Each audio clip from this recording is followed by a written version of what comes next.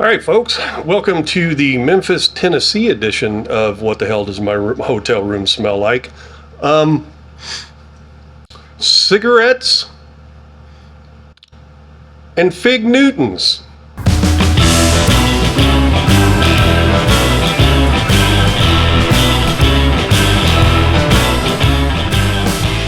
Well, good morning. We are in Williamsburg, Virginia, which was our final destination. We've been here for a couple of days doing all kinds of fun stuff with the fam. We wanted to catch up on some of the places that we've been and talk about them. So let's talk about Memphis. So Memphis, what was your thoughts on Memphis? Oh, I loved it. I loved it in the sense that there was a lot of history to go check out. I mean, if you're into R&B music, if you're into Elvis. So the first day that we got in, we went over to a brewery called Meddlesome, and they had darn good beers. It was another one of those proper breweries in an industrial park. Your thoughts? Yeah, good beers. And that was pretty much it for the first day. The second day, we got up. Where did we go first? We walked around the Stax Museum. It was closed because we were there kind of early, and we just took Gracie for a walk around. And if you're not familiar with the Stax recording label, trust me, you're familiar with the Stax recording label. They did a lot of 60s Memphis soul stuff, Otis Redding, Wilson Pickett. We just finished walking through Mud Island Park. Really, really cool park. That's where the big Memphis sign is, so we took our picture in front of that. But there's also, they have a model of the Mississippi River from north to south. So every step you take is 1 mile, right? It was just so cool. And then it spilled out into what was, I guess, supposed to be a delta, and then into the Gulf, which was this big chunk of water. There was some kids swimming in it, although you're not supposed to swim in it. You can stick your feet in it.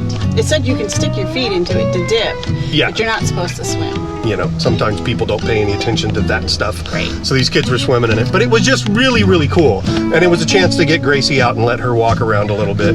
And we just got back in the truck and she's just sucking up the air conditioning. Gracie, do you need a little air conditioning? She's like, yeah, yes please. A little air conditioning? Hog in the vent.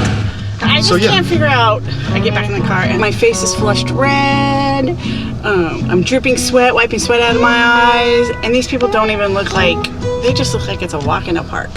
Because y'all ain't used to the climate down here. I imagine there is some acclimatization that goes on. Is that a word? Is that a word, acclimatization? Acclimatization? Yeah. Okay, yeah, it can be a word.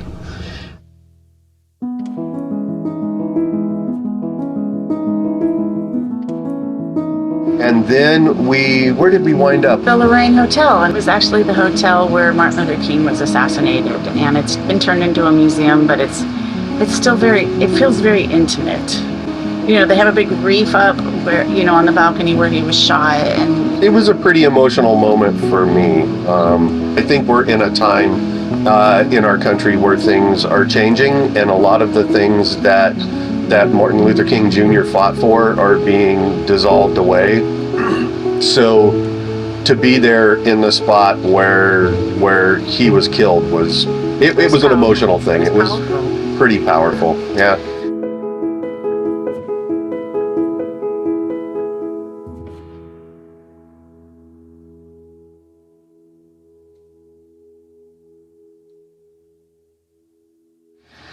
so after that, we went over it was getting kind of hot. It was getting, around 1. So we decided to go to a brewery. Found this one called High Cotton, and their beers were really good. One of the best things about it was like 2 blocks away from Sun Recording. So we went down to the Sun Recording office. And took pictures. There. Posed. So on the way down there was this little tourist store to buy, Hey, Tony Tal, you don't want Elvis jammies? And it had all kinds of ridiculous Elvis garb. Oh, and just Elvis stuff. There was like Elvis gnomes in it.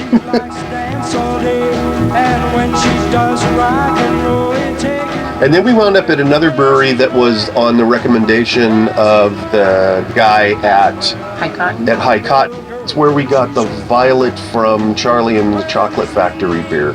You drink it, the first thing you get is the key lime. Because it kind of like takes your tongue and goes, you know.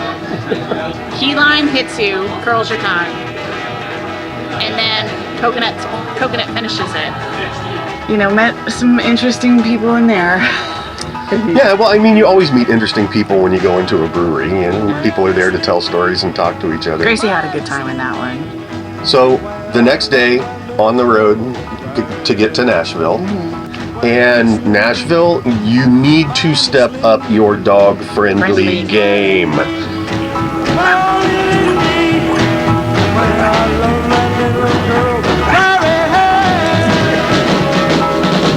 You are crazy, dog.